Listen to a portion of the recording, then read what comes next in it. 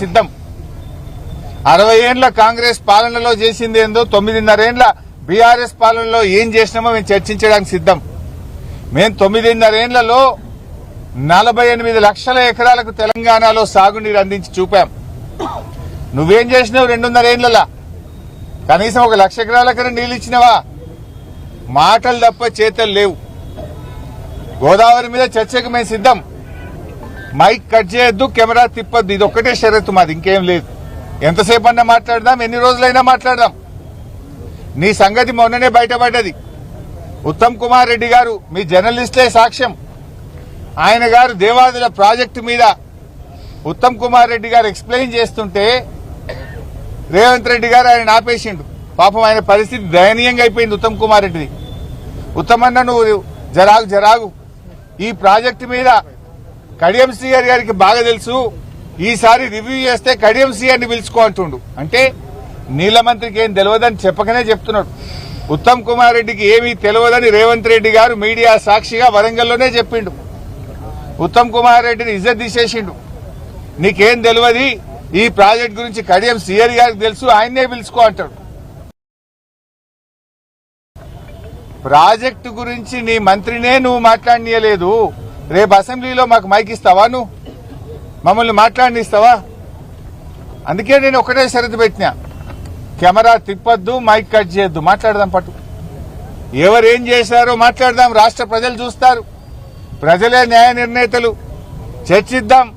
నువ్వు చంద్రబాబుకి ఎట్లా దాసోహమైనవో, మేడిగడ్డను, సమ్మక్క బ్యారేజీని, దేవాదులను పండబెట్టి ఆంధ్రాకు నీళ్లు కిందికి ఎట్లా వదులుతున్నావో, నల్లమల్ల సాగర్ కు నీ చీకటి ఒప్పందాన్ని బయట పెట్టడానికి మేము సిద్ధంగా ఉన్నాం. ఎప్పుడంటే అప్పుడు రెడీ. దమ్ముంటే అసెంబ్లీ పెట్టు, మైక్ కట్ చేయకు. ఇవాళ రేవంత్ రెడ్డి గారు ఈ డేట్లు పెట్టుడు, డెడ్ లైన్లు మార్చుడు, ఊకే బీఆర్ఎస్ మీద పడేడ్చుడు కాదు. దేవాదులను మేజర్ క్రిటికల్ పనులన్నీ బీఆర్ఎస్ పూర్తి చేసింది. చేయాల్సిందల్లా భూసేకరణ, కాల్వలు దవ్వుడు, అల్కట్ పని ఉంది. 90% పనులు బీఆర్ఎస్ పూర్తి చేసింది. కేవలం 10% పనులు పూర్తి చేయడం ద్వారా మరో 2 లక్షల ఎకరాలకు నీళ్లు ఇచ్చే అవకాశం ఉంది. నిజాయితీ ఉంటే మళ్ళా డేట్ మార్చక, ఇప్పటికే పొంగులేటి డేట్ మారింది, ఉత్తమ్ గారు డేట్ మారింది, ఇప్పుడు నువ్వు ఇంకో డేట్ పెట్టినావు. డేట్లు, డెడ్ లైన్లు మార్చకుండా త్వరితగతిన దేవాదుల పూర్తి చేయాలని బీఆర్ఎస్ పార్టీ కోరుతా ఉంది. మరి ఈరోజు హెల్త్ సిటీ చూడ్డానికి వచ్చాం. గతంలో కూడా ఏడాది కింద వచ్చాం ఇక్కడికి. అప్పటికి ఇప్పటికీ పెద్ద తేడా లేదు. నిజంగా బీఆర్ఎస్ అధికారంలో ఉంటే 2024 దసరాకు అన్ని వసతులతో పూర్తి స్థాయిలో సూపర్ స్పెషాలిటీ ఇనాగరేషన్ అయిపోయి ఉండేది. కానీ కాంగ్రెస్ వచ్చిన పుణ్యమాని హెల్త్ సిటీ పనులు అటకెక్కినాయి. రేవంత్ రెడ్డి గారి ధ్యాసంతా ఫ్యూచర్ సిటీ. కేసీఆర్ గారు ధ్యాసనేమో హెల్త్ సిటీ అయితే, రేవంత్ రెడ్డిని ఫ్యూచర్ సిటీ.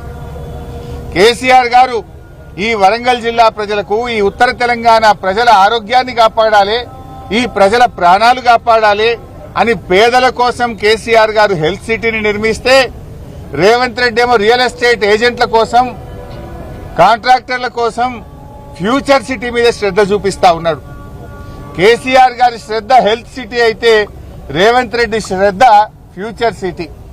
కేసీఆర్ గారి ఆలోచన పేదల ప్రాణాలు కాపాడడం, పేదలకు వైద్యాన్ని అందుబాటులోకి తేవడం.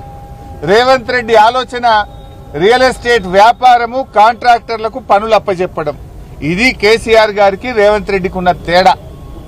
నిజంగా ఆ హెల్త్ సిటీ మీద పెట్టిన, ఆ ఫ్యూచర్ సిటీ మీద నువ్వు పెట్టినటువంటి శ్రద్ధ ఒక 10% హెల్త్ సిటీ మీద పెట్టినా ఈ పాటికి పూర్తి అయిపోయేది.